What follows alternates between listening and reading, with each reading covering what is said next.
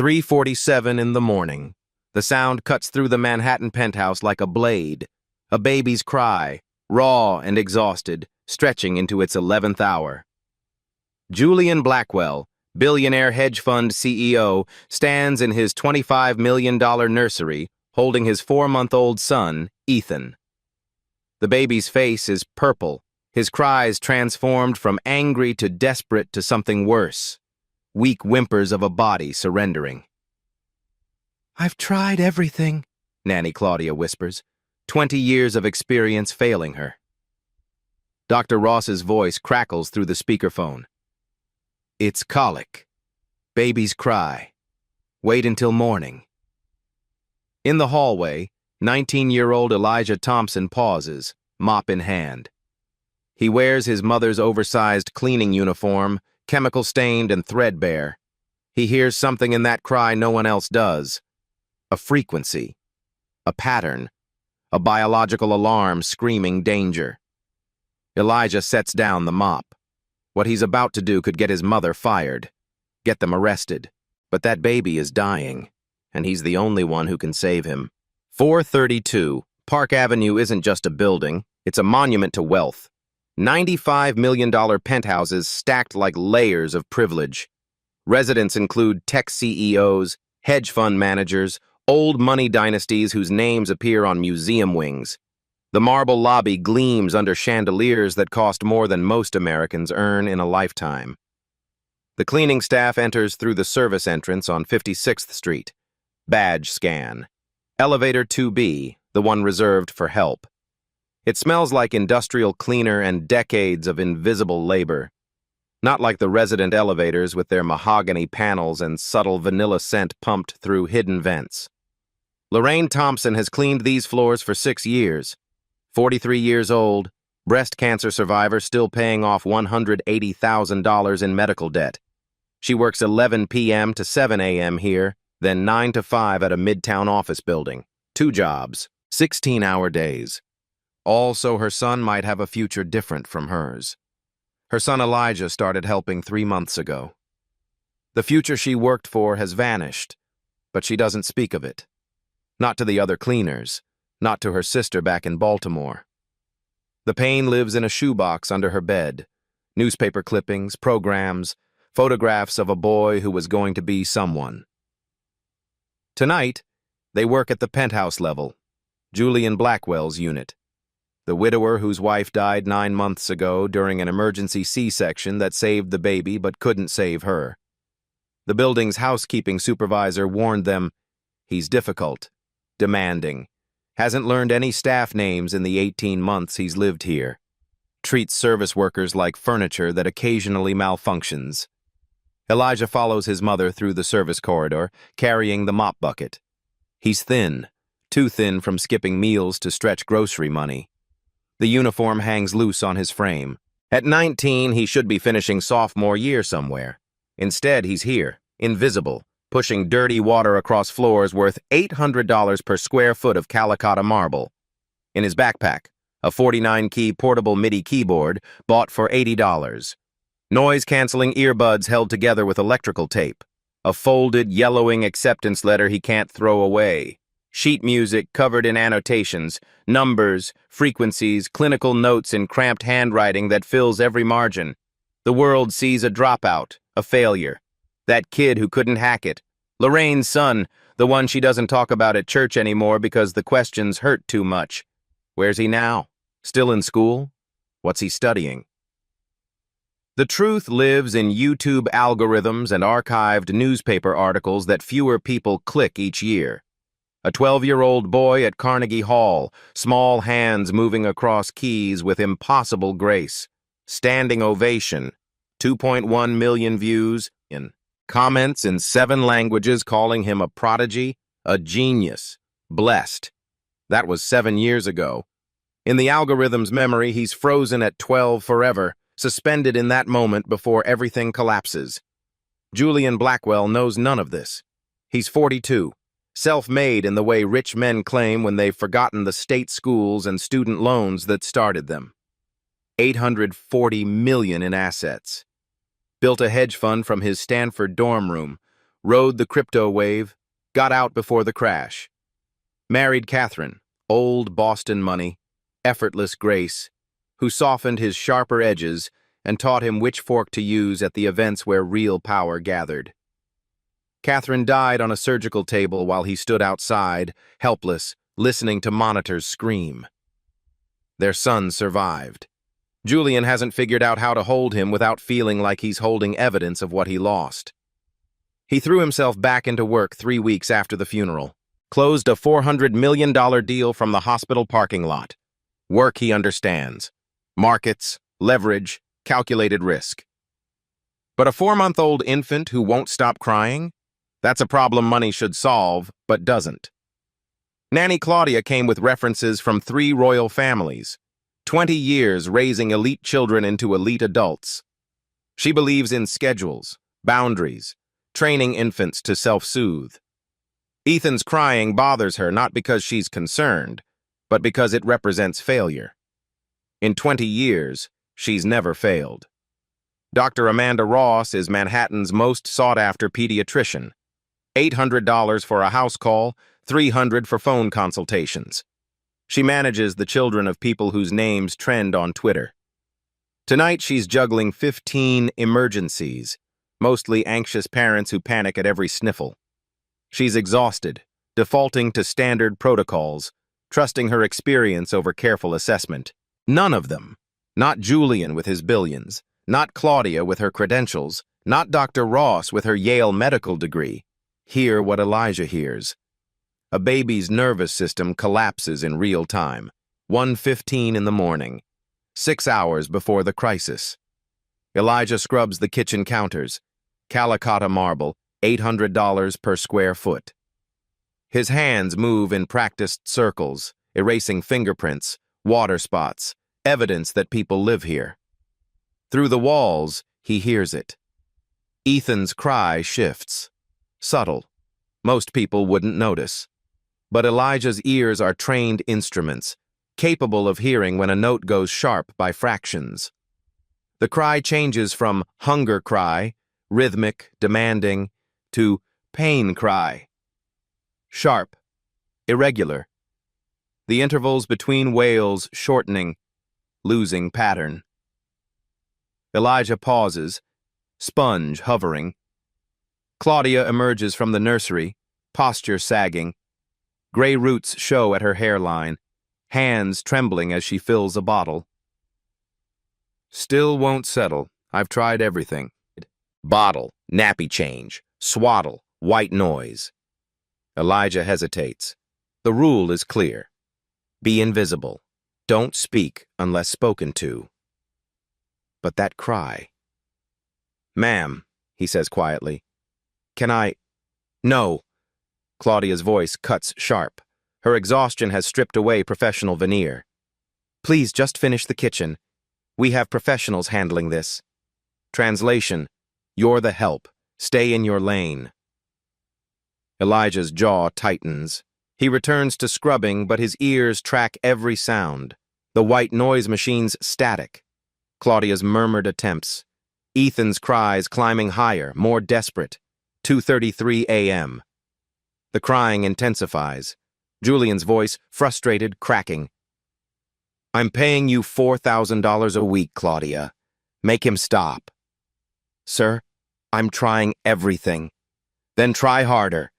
I have a conference call in 4 hours worth $400 million. I need silence." Footsteps. Julian appears in the kitchen doorway, still wearing yesterday's suit, tie loosened, hair disheveled, dark circles under his eyes. His $120,000 watch catches light as he rakes his hand through his hair. He sees Elijah the way people see furniture. Notices, then dismisses. Lorraine appears beside her son, touches his elbow. Warning. "Baby, don't," she whispers. "I know that look. Don't." "Mama, that baby, it is not our business. We can't afford to get involved. Please." Elijah's hands clench. Chemical water drips between his fingers. Every instinct screams that this child needs help. But his mother needs this job. "I need health insurance. Needs the paycheck covering rent. He nods, swallows, returns to scrubbing. 3:15 a.m. Dr. Ross's voice crackles through Julian's speakerphone, tinny and impatient. Julian, I've told you 3 times. It's colic. Ethan is fed, clean, safe. Babies cry. It's what they do. For 11 hours? Some babies are more challenging. Have Claudia try gripe water. Keep him upright after feeding. Call me in the morning if it persists. Amanda, this doesn't feel normal. Julian. Dr. Ross's authority sharpens. I've been a pediatrician for 20 years. I've seen thousands of colicky babies. Trust me, he's fine. You're a new father, alone, grieving. Your anxiety is normal too. Get some sleep. Everything looks worse at 3 a.m. Click. Silence except for Ethan's weakening cries. Elijah, mopping outside the nursery, freezes. He knows that cry pattern, studied it in clinical observation, wrote 15 pages analyzing infant distress signals. Memory, Professor Martinez's classroom at Juilliard, spring 2021. Students hunched over laptops, analyzing audio files. Martinez plays recording 23B. Note the frequency shift. This 4-month-old is experiencing severe distress combined with exhaustion-induced dysregulation. The cry moves from 480 Hz to 520. The vagal nerve is compromised. Standard soothing fails. You need auditory intervention, 432 Hz combined with rhythmic frequencies matching pre-distress heart rate. 17-year-old Elijah's hand shoots up. What happens without intervention? Martinez's expression sobers. Seizure risk increases after 12 hours of sustained crying. The body's regulatory systems fail. It's rare, but infants have died from untreated regulatory distress. Present moment. Elijah's breath catches. That's what he's hearing. Ethan doesn't have colic. He has infant regulatory disorder. His nervous system stuck in fight or flight. His 4-month-old body can't reset itself. Without intervention, he could seize. Or worse. Elijah sets down the mop, hands shaking. 3 years of silence, of swallowing knowledge, of being invisible. It collides with the reality of a dying baby 15 feet away. He walks to the nursery door, knocks softly. Claudia opens it, eyes red. What? Ma'am, I know about babies. I studied infant development. I can help. You're 19 years old. Condescension drips. I've done this for 20 years. I don't need advice from the cleaning boy. Please, just listen. Julian appears behind Claudia, wild-eyed, desperate, furious. What's going on? Sir, the cleaning staff is... I can hear him, Elijah interrupts, voice shaking. The frequency of his cry indicates vagal nerve compromise. Frequency! Julian's face twists between disbelief and rage. Are you serious? You're wearing a cleaning uniform, which means you're not a doctor, not a nurse, not anyone whose opinion matters here. Sir, I studied music therapy for infants at Juilliard. You studied? Julian steps forward, height, fury, panic focused on this teenager. Let me be clear. You're here to clean. My son is my responsibility. I've consulted with a real doctor, someone with actual credentials, who assured me he's fine. Now do the job you're qualified to do. Mr. Blackwell, please, your son is... Lorraine! Julian's voice cracks like a whip. Lorraine appears, horror dawning. Elijah. Control your son or you're both fired. Do you understand? Both. Fired. Tonight. The words land like blows. Lorraine grabs Elijah's arm, fingers digging. Come here. Now. But Mama, now. Elijah backs away, tears burning. In the nursery, Ethan's cries weaken. Not improvement. A body giving up. In the service hallway, Lorraine grips his shoulders. Baby, I know you want to help, but we can't afford this. I'll lose this job.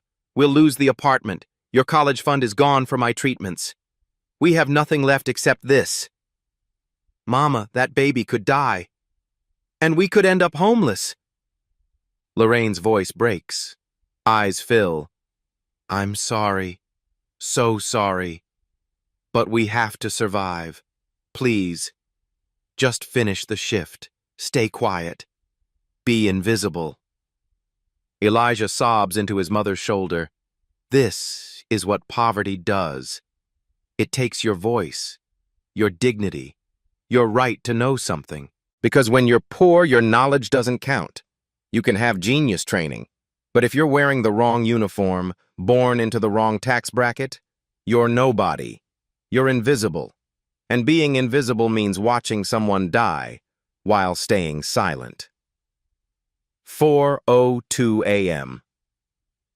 Elijah sits in the service hallway, back against the wall, head in his hands.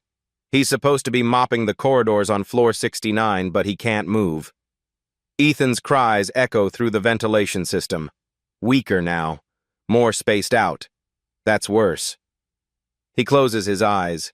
His training kicks in. Involuntary, automatic, impossible to shut off. Analysis mode. Cry frequency, 520 to 540 Hertz. Elevated, severe distress. Pattern, irregular intervals. 3 seconds cry, 1.5 seconds pause, 4 seconds cry, 0.8 seconds pause. No rhythm, no regulation. Vocal cord strain. Hoarseness developing. Sign of prolonged crying beyond 10 hours. Respiratory pattern. Shallow, rapid. Hyperventilation indicators present. Diagnosis from 3 years of clinical training crystallizes. Infant regulatory disorder plus exhaustion-induced dysregulation. Prognosis if untreated. Next 30 to 60 minutes. Vagal nerve collapse likely. Following 1 to 2 hours, risk of infant seizure increases exponentially. Potential complications include aspiration, respiratory failure, cardiac stress. Standard medical treatment requires IV fluids, sedatives, hospital monitoring. But ambulance response time in a blizzard is 20 to 30 minutes, plus emergency room wait time. Too slow. Alternative treatment exists. Music therapy protocol. 432 Hz base frequency for cortisol reduction. Layered with the infant's pre-distress heart rate rhythm, approximately 120 beats per minute. Combined with specific classical pieces, Mozart's Lullaby in modified key. Duration 8 to 12 minutes for full parasympathetic reset. Success rate in clinical trials, 87%. Elijah's eyes snap open. He knows exactly what to do, but he's just the cleaning boy. He pulls out his phone, opens voice memos, hits record. December 15th, 4:07 a.m. My name is Elijah Thompson. I'm 19 years old. I'm about to do something that might get me arrested, but if I don't, a baby might die, and I'll have to live with that forever. His voice shakes, but steadies. For the record, I'm not crazy. I'm not delusional. I attended Juilliard pre-college from age 14 to 17. I specialized in music therapy for neonatal development under Professor Yolanda Martinez. I have 340 hours of clinical observation. I've studied over 2,000 cases of infant distress. I know what I'm hearing, and I know how to fix it. He takes a breath. Julian Blackwell, if you're listening to this later, I'm sorry. I'm sorry for disobeying you. I'm sorry for breaking into your home. I'm sorry for defying your authority. But I'm not sorry for saving your son. He stops recording, saves it, texts it to his own email as backup. Then he opens his backpack and pulls out his portable keyboard. Lorraine appears at the end of the hallway. Elijah, what are you doing? What I was trained to do. Baby, they'll call the police. Let them. His voice is steady now. Mama, you raised me to be someone who helps people. You worked 3 jobs so I could learn music. You didn't do that so I could mop floors and stay silent while a baby dies. You did that so I could be someone. And maybe I failed you by dropping out. Maybe I'm not who you wanted me to be. But tonight, I'm going to be who I was trained to be. Lorraine's eyes fill with tears. She doesn't stop him. 4:11 a.m. The nursery door is locked. Claudia's doing, keeping distractions out. Elijah tries the handle. Locked. He looks at the door. High-quality solid wood.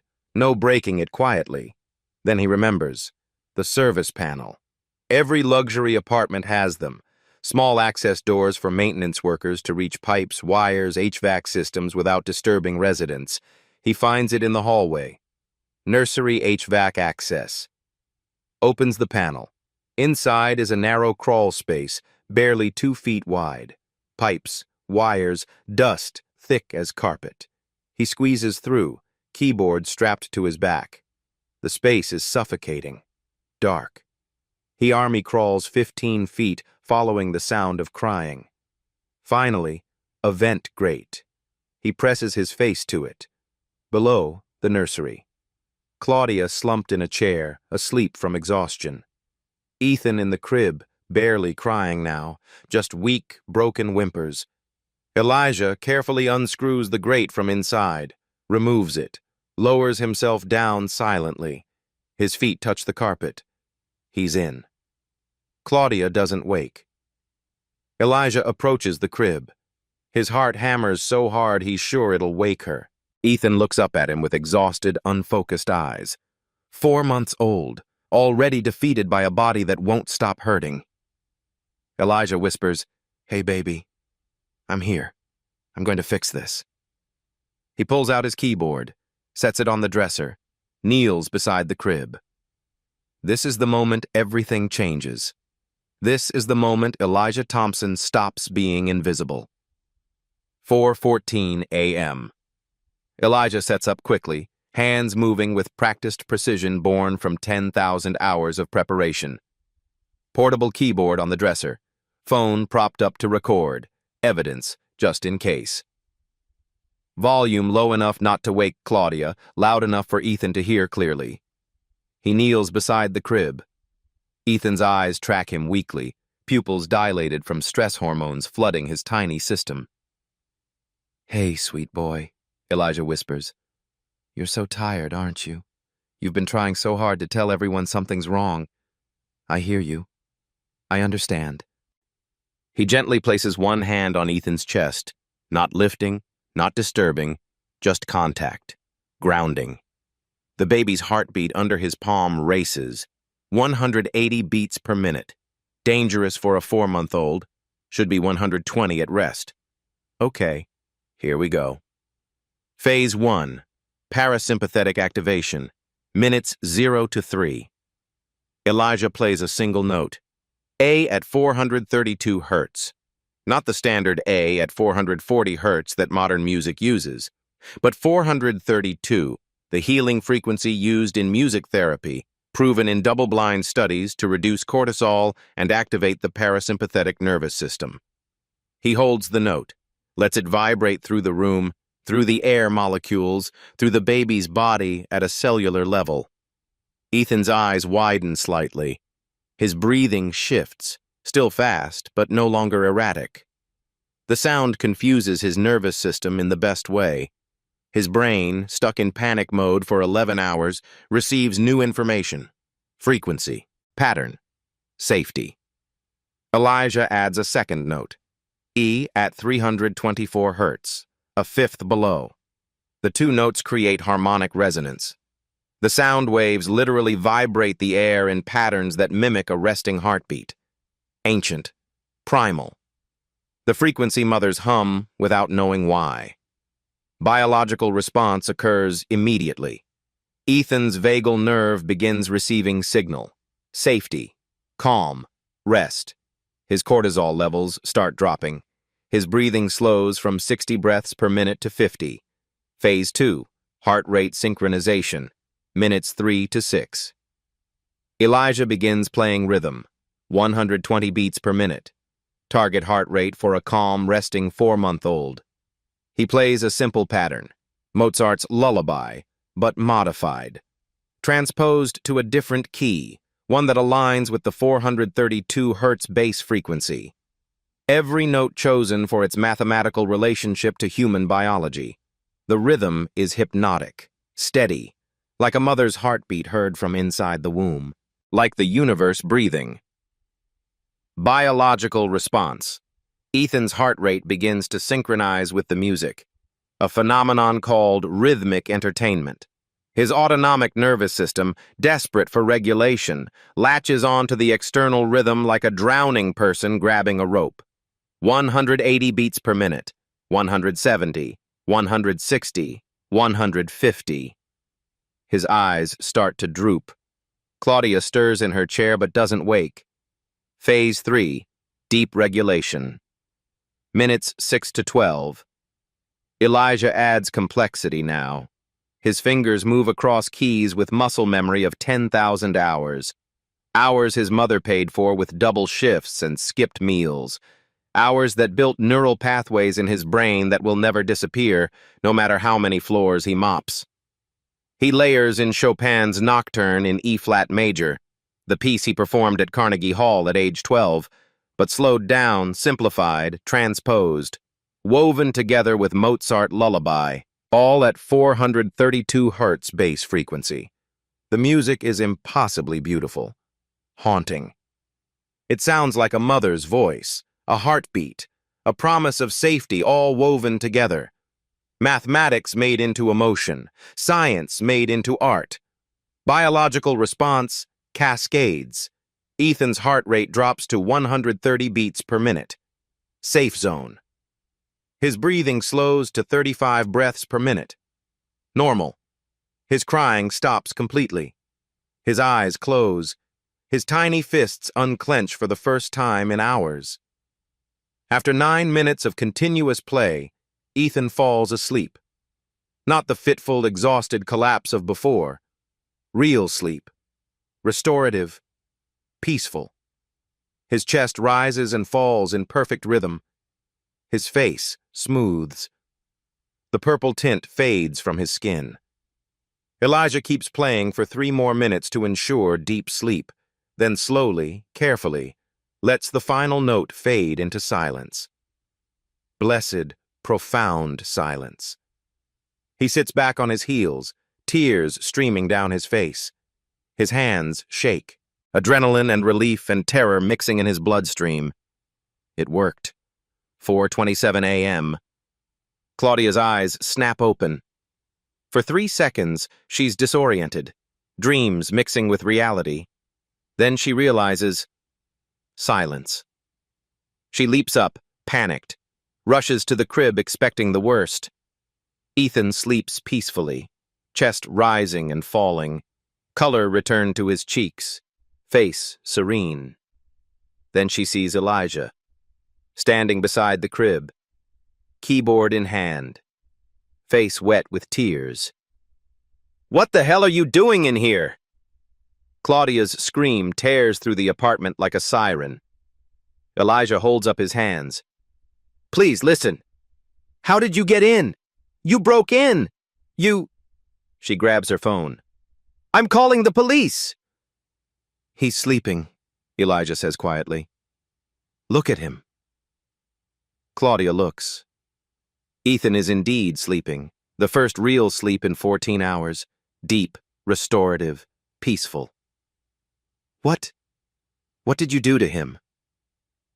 "I played music. That's all. Music therapy. It resets the nervous system when— Security! Claudia screams into the hallway. Julian! Julian bursts through the door, wild-eyed, shirt untucked, face haggard. What's happening? He sees Elijah. His face goes from confusion to rage in half a second. You! His voice is deadly quiet. Rage compressed into 2 syllables. You broke into my son's room. Sir, I can explain. Explain! Julian pulls out his phone. I'm calling 911. Breaking and entering. Trespassing. You were alone with my infant son. That's assault in New York State. You're going to jail. Do you understand? Jail. I didn't assault anyone. I played music. You entered my home without permission. You were alone with my child. Julian's hand trembles as he dials. You're done. Your mother's done. I'm pressing full charges. I'm going to make sure you never work in this city again. I'll make sure you never work anywhere. Do you understand what I can do to you?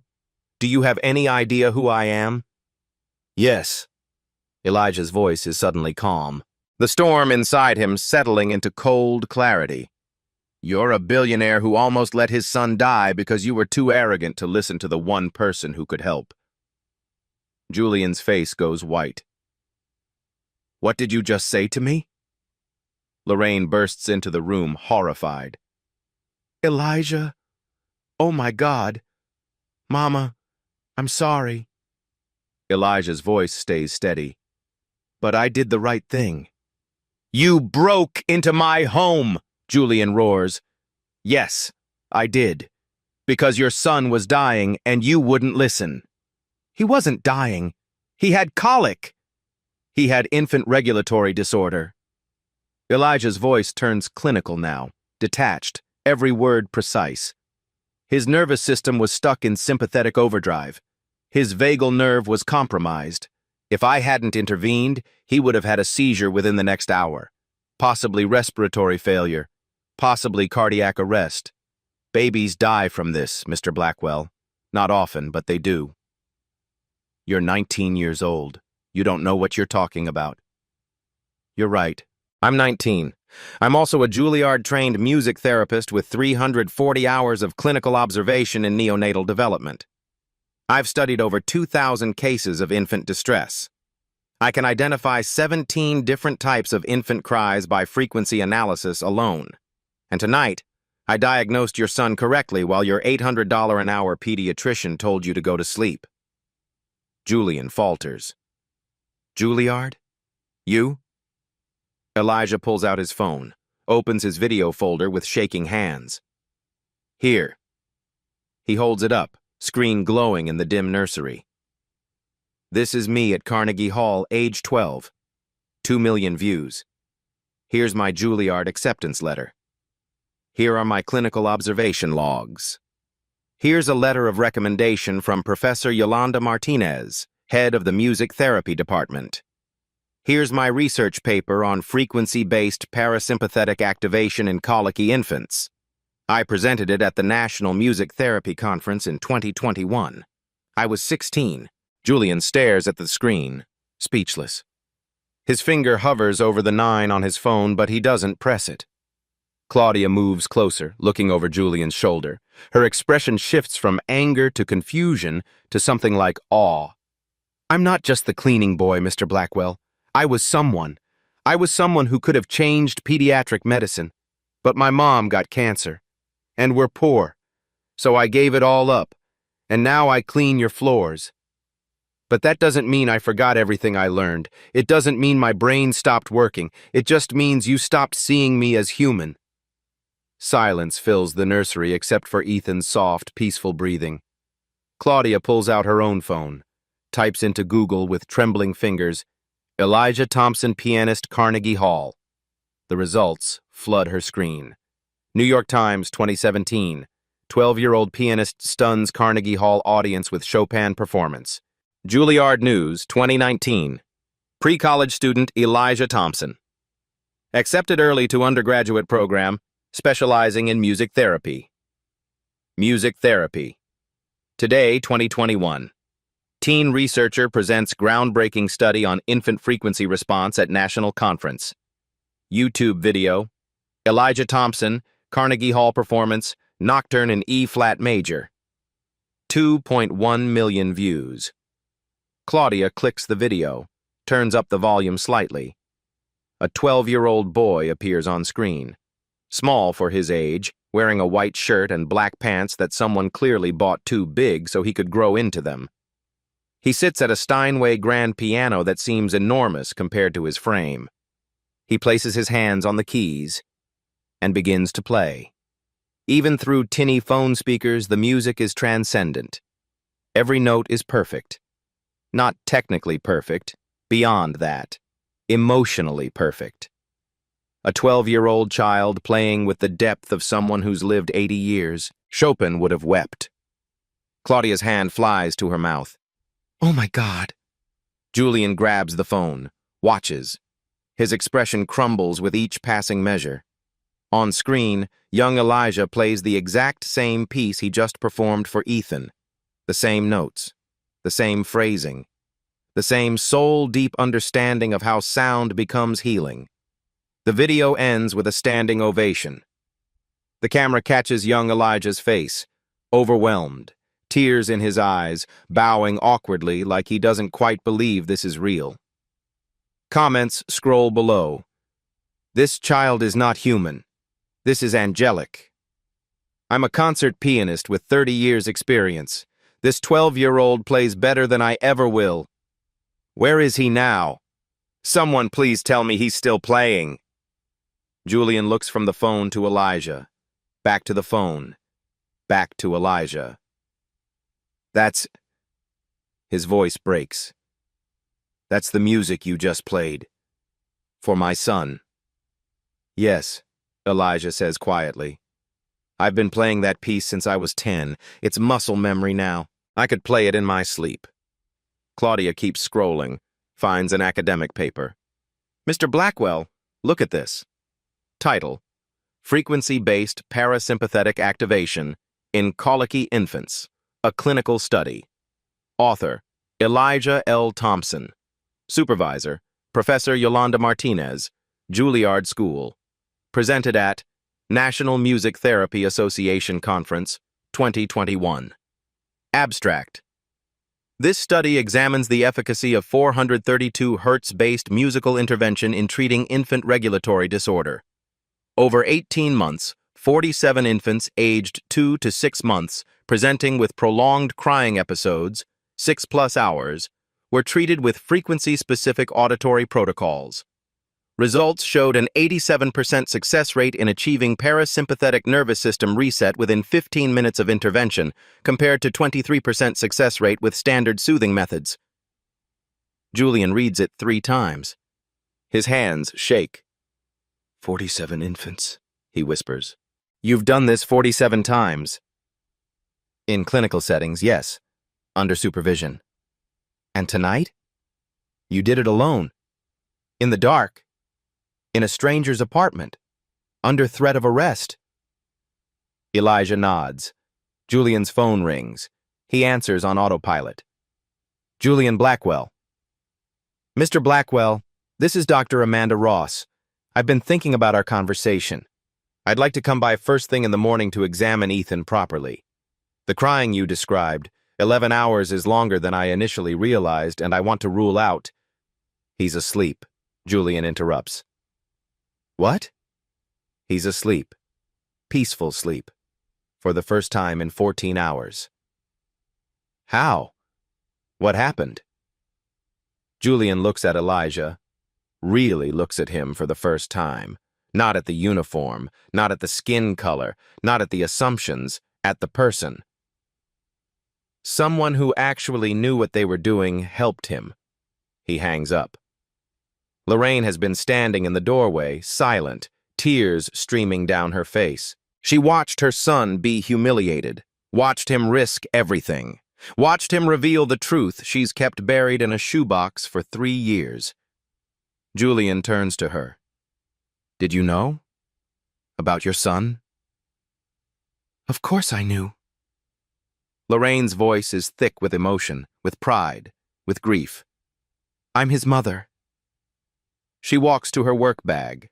Canvas, worn, filled with cleaning supplies. From the bottom, beneath spray bottles and rags, she pulls out a shoebox. Remove the lid with trembling hands. Inside, newspaper clippings yellowed at the edges. Concert programs, awards, certificates, photographs. She hands them to Julian one by one. New York Youth Piano Competition, first place, Elijah Thompson, age 7. Lincoln Center Rising Stars Award, Elijah Thompson, age 10. Juilliard Pre-College Early Acceptance, Elijah Thompson, age 14. Photograph.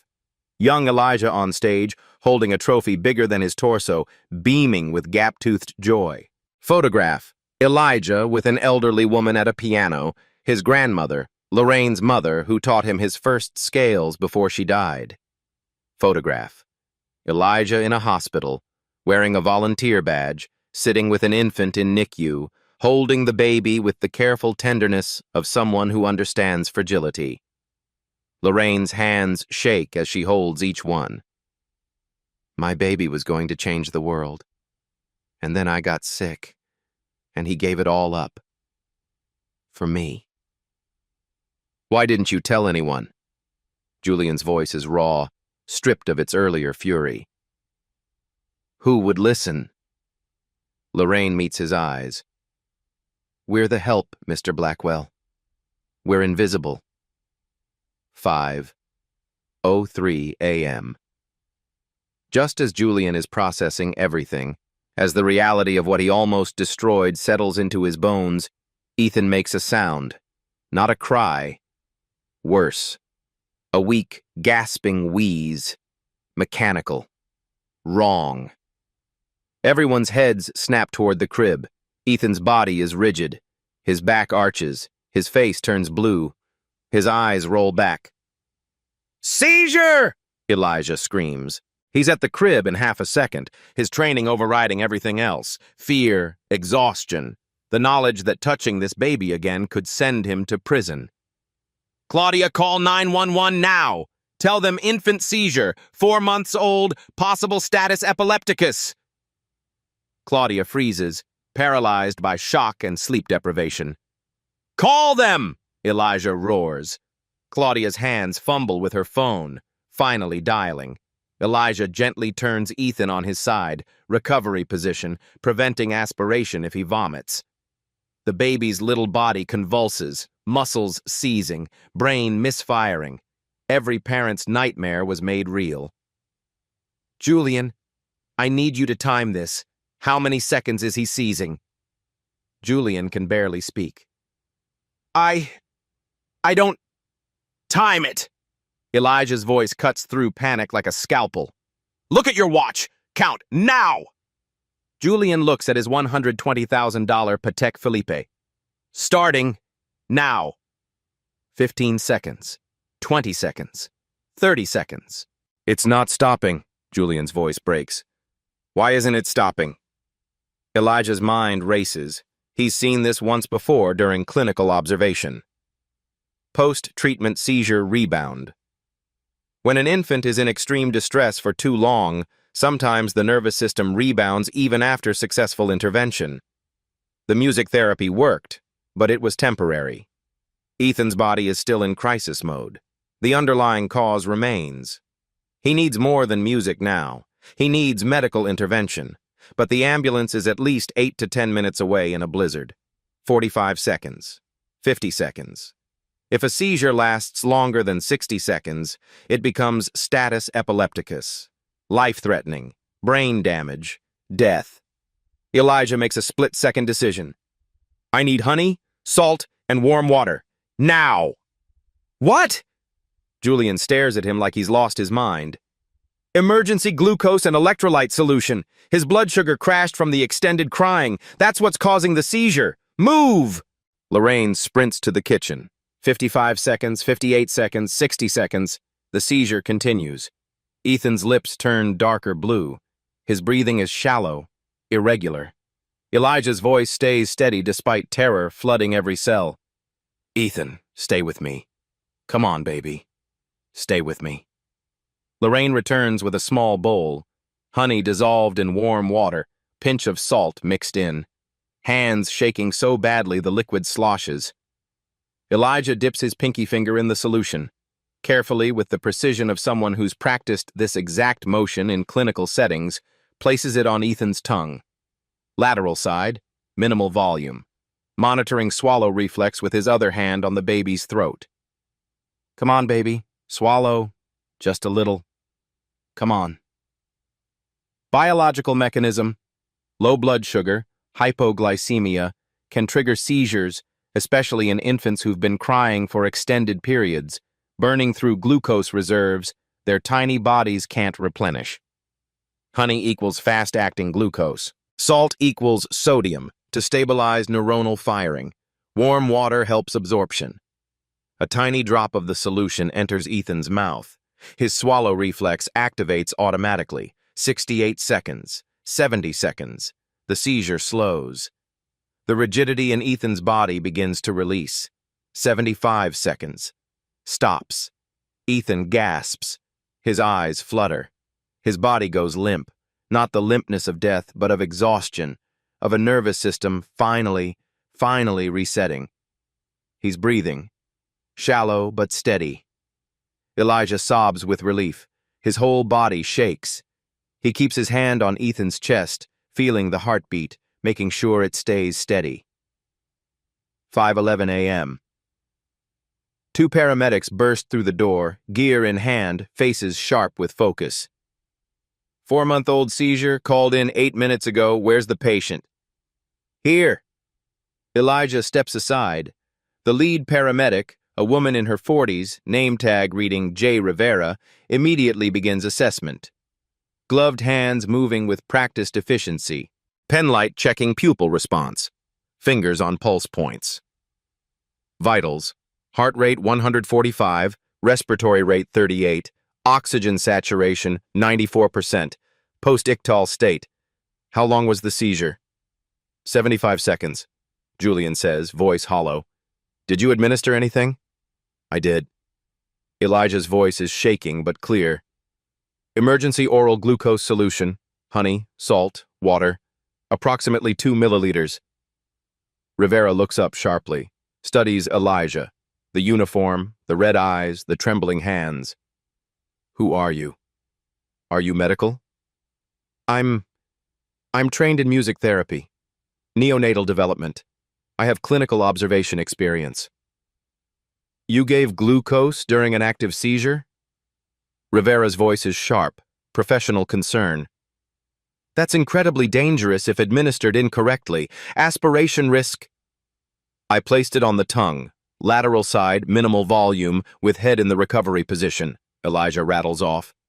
I monitored my swallow reflex, no aspiration. Oh, Rivera stares at him, then at Ethan, then back at Elijah. That's exactly the correct protocol. Where did you learn that? Juilliard, music therapy program. We did 200 hours of clinical observation in NICU and pediatric units. The second paramedic, young, male, skeptical, scoffs. Music therapy? You played him a lullaby and gave him honey water? No, Elijah says quietly, exhaustion making his words slower. I performed a frequency-based parasympathetic reset protocol using 432 Hz base frequency combined with rhythmic entrainment at 120 beats per minute, sustained over 12 minutes, to reverse infant regulatory disorder. The seizure was post-treatment rebound due to prolonged distress-induced hypoglycemia. The glucose solution stabilized his blood sugar and terminated the seizure. Both paramedics stare at him. Rivera slowly nods, respect dawning in her eyes. That's real medicine. That's published research. I've read about frequency-based intervention. It's cutting edge. It worked, Elijah says. Until it didn't. That's why you're here. Rivera begins preparing Ethan for transport, portable oxygen, warming blankets, monitor leads. We're taking him to Mount Sinai. Pediatric neurology will want to see him. Mr. Blackwell, you can ride with us. Wait, the male paramedic says. He's looking at his phone, swiping through search results. Elijah Thompson? Are you Elijah Thompson? Carnegie Hall, Juilliard? Elijah nods, exhausted beyond words. Holy shit. My daughter watches your YouTube videos. You're like a legend. We thought you disappeared. I did, Elijah says quietly. I had to. Rivera looks at Lorraine, at Elijah's cleaning uniform, at the backpack with the cheap keyboard visible inside. Understanding dawns on her face. Complete picture assembling. Prodigy. Poverty. Sacrifice. You're the cleaning staff, she says softly. You were here working, and you saved this baby. I tried, Elijah whispers. You succeeded, Rivera corrects, voice firm. If you hadn't intervened, this child would be in critical condition right now. Maybe worse. You bought him time. You stabilized him. You did everything right. Elijah's legs give out. He sinks to the floor, sobbing. Lorraine wraps her arms around her son, holds him like she did when he was small, when the world seemed full of possibility instead of impossible choices. 5:28 a.m., Mount Sinai Hospital, Pediatric Emergency Waiting Room. Julian sits in a plastic chair, still wearing his wrinkled suit, watching doctors rush Ethan through doors marked Staff Only. Claudia sits beside him, silent. Lorraine and Elijah sit across from them. 4 people separated by an invisible wall that's beginning to crack. After 20 minutes, a doctor emerges. Dr. Sarah Kim, pediatric neurologist. 40-something, sharp eyes, no-nonsense demeanor. Mr. Blackwell, your son is stable. Julian's breath releases in a rush. Dr. Kim continues, we've run a full panel. EEG, blood work, metabolic screening. He had a hypoglycemic seizure secondary to prolonged distress. Someone gave him an emergency glucose solution? He did. Julian points at Elijah. Dr. Kim looks at Elijah, sees the cleaning uniform, and her expression flickers with surprise. Are you EMT trained? No, music therapy. I have a clinical observation background. Well, you saved his life. If that seizure had continued another 30 seconds, we'd be looking at potential brain damage. The glucose solution stopped it. Julian's face crumbles. Oh my God. Dr. Kim continues, we're also seeing severe infant regulatory disorder. His cortisol levels are off the charts. His nervous system has been in crisis mode for hours. Dr. Ross's diagnosis of colic was insufficient. I called Dr. Ross 3 times, Julian says, voice hollow. She told me he was fine. He wasn't fine. He needed intervention. Fortunately, he got it. Dr. Kim looks at Elijah. What method did you use? 432 Hz auditory protocol, parasympathetic activation with rhythmic entrainment. Dr. Kim's eyebrows rise. That's the Martinez protocol. Professor Martinez was my supervisor. You studied under Yolanda Martinez? She's a pioneer. Dr. Kim pulls out a business card, hands it to Elijah. When you finish your degree, call me. We need people like you. Elijah stares at the card, tears welling. I'm not finishing my degree. Why not? Lorraine's voice. We can't afford it. Dr. Kim looks at their uniforms. Understanding crosses her face. She turns to Julian. Mr. Blackwell, this young man diagnosed your son correctly when an experienced pediatrician missed it. He performed cutting-edge intervention. He saved your son's life while you threatened to arrest him. He's gifted. He should be in medical school, not mopping floors. She walks away. Silence. Julian stands and walks to Elijah and Lorraine. They flinch. Julian drops to his knees. I'm sorry, he whispers. I almost let my son die because I was too arrogant to listen, because you were wearing the wrong uniform, because you were the help, and you saved him anyway. Tears stream down his face. What can I do to make this right? Elijah's voice is steady. You can listen. To people like us. To people you think are beneath you. Because we're not. We're just invisible. And we shouldn't be. Julian nods, broken. I'm listening now. I swear I'm listening. 6:47 a.m. Sunrise breaks over Manhattan. Dr. Kim returns. Ethan is stable, no seizure activity. He's sleeping. He'll need 24 to 48 hours monitoring, but he's going to be fine. Julian nearly collapses with relief. Can I see him? Of course. Room 304. Julian starts to walk, then stops. Turns. Can Elijah see him too? Please? Dr. Kim smiles. I think that would be good for both of them.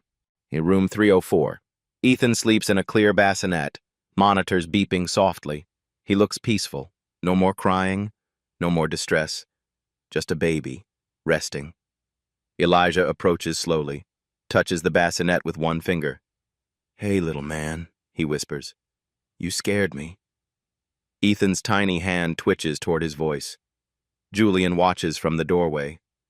"He knows you. He knows your voice." "Music therapy creates neural bonds," Elijah says quietly. "He'll probably always respond to 432 hertz frequencies now. It's imprinted. So you'll always be part of him." "I guess so." Julian takes a shaky breath. "Dr. Ross called. I fired her. I'm also filing a complaint with the medical board. Her negligence almost killed my son." Elijah nods. "I've also called my lawyer," Julian continues. "Not to press charges against you, God no, to set up something else." "What?"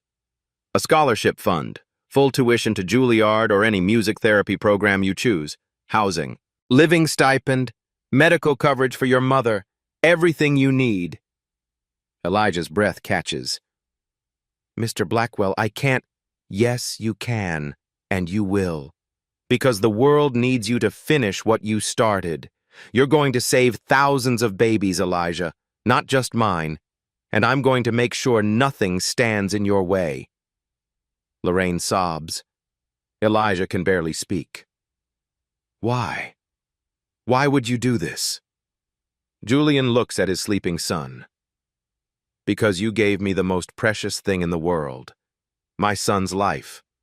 And because I was wrong about you, about your mother, about people like you. And I want to spend the rest of my life making that right." He extends his hand.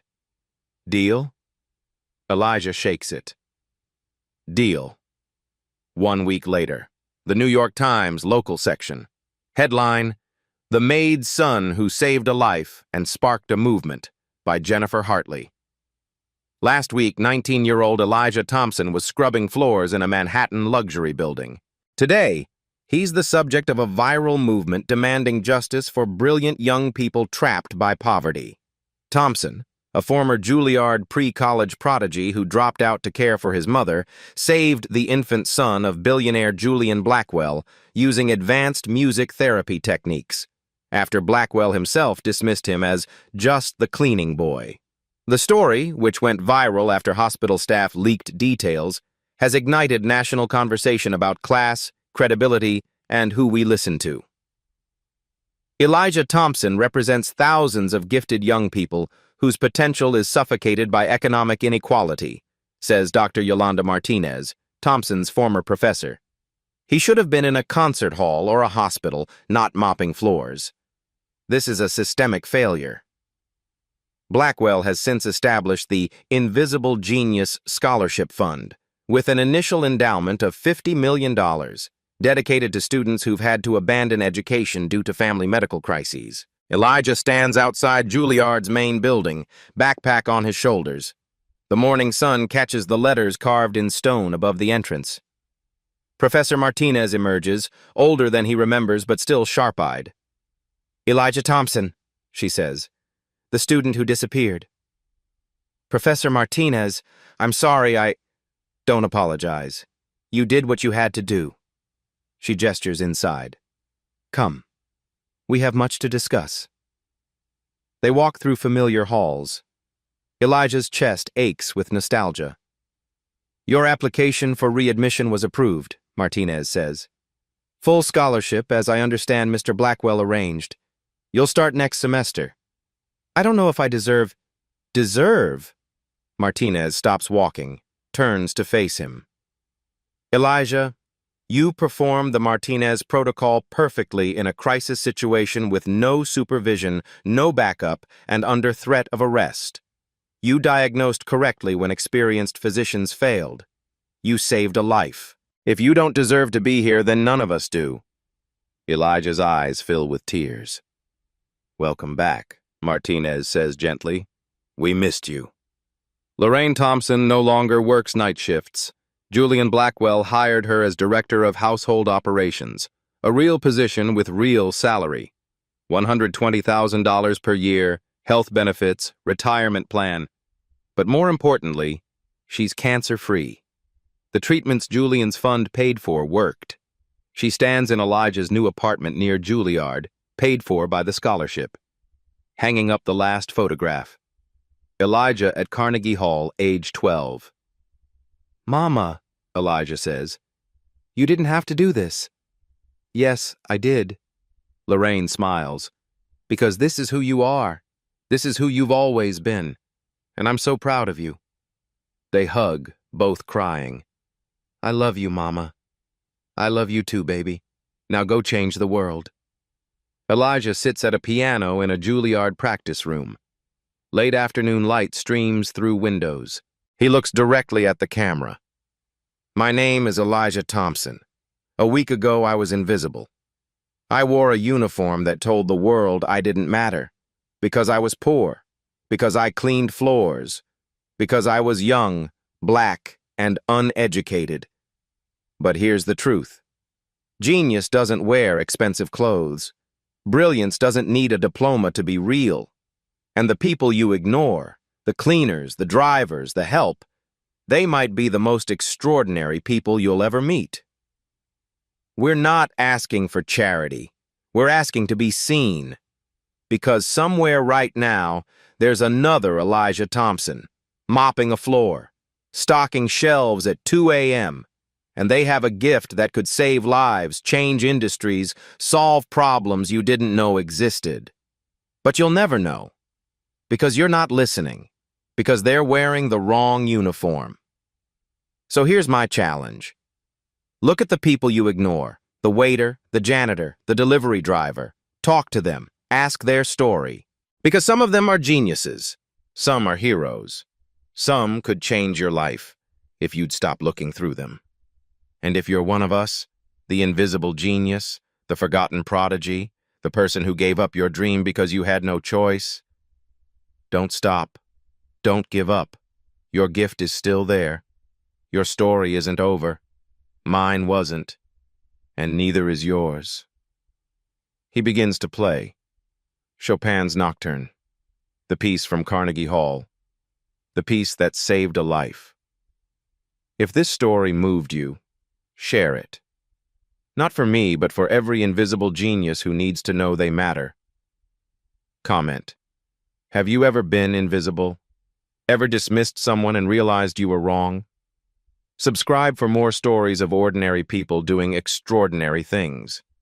Remember, the hero you're looking for might be wearing a uniform you've trained yourself not to see. Split screen appears.